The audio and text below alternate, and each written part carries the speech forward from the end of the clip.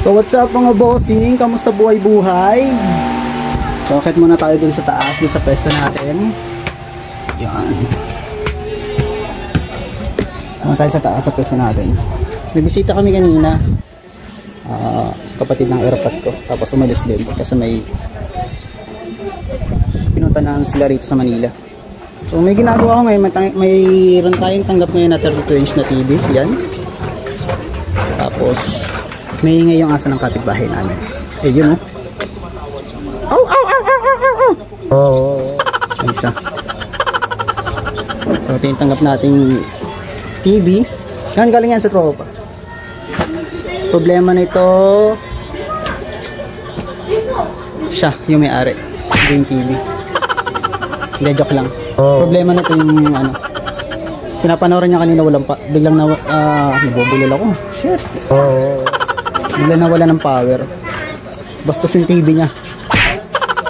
So yan, chinek ko na. Problema niya yung ano lang naman, feedback. So tinatamad pa akong gawin siya ngayon. Mainit kasi.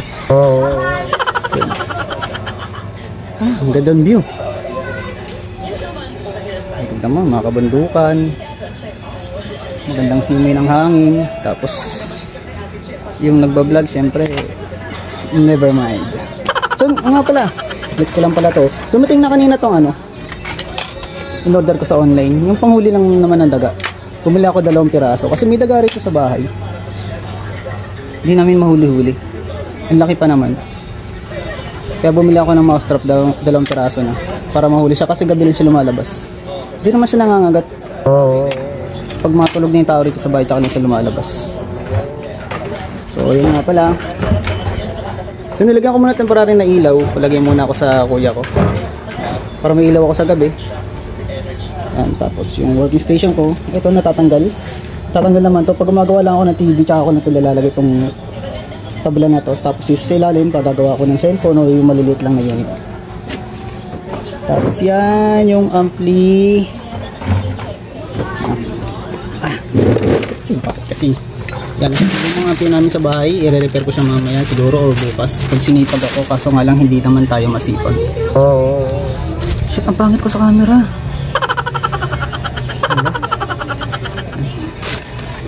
Okay lang yan.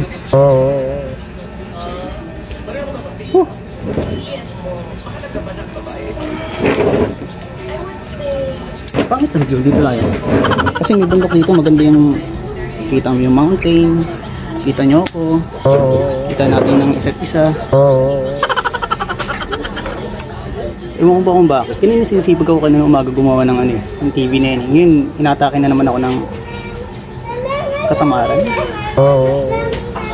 Shit. Pero maganda panahon ngayon kasi nung mga nakarang araw umuulan eh. Maambon kaya hirap lumawa. Tapos nagpalagay ako sa airpot. Kaya kung napapasin yung kulay dilaw na yan. Dilaw na yan para pag umuulan dito kasi yung halos minsan pag malakas yung ulan dito yung tapon ng tubig. Pumapasok minsan sa loob.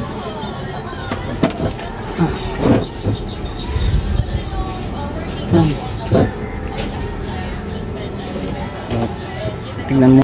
Yan, tingnan ulit muna natin yung kapaligiran. Ayan o.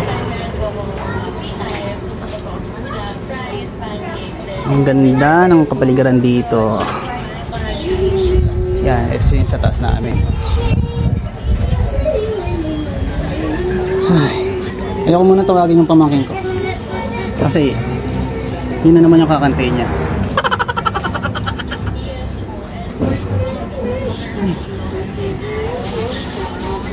So, yung ibang customer natin, siguro mga bukas o sunod na araw pa darating. So, kararating ko lang dito. Ang dami na kagad gusto magpagawa. Sabi ko, schedule ko na lang sila. Parang medyo relax tayo. Kasi tutuwa talaga ako dito sa mousetrap na to. So, dito mo ilalagay yung pagkain ng taga. Wala ka namin ilalagay dito. Testingin namin ito mamayang gabi. Lalagyan namin ito ng crispy pata. Para hindi naman nakakaya sa daga bago siya madeds, mahuli. Masarap yung kakainin niya. Pap! Sabi ka dito. Ah! Ang sakit! Diba? Nakita ng daliri ko. Pagkakatanga. So So yun guys, wala na, mahuli na namin yung daga mamaya. Pag hindi, wala talaga. Yung dalawa yun guys, oh.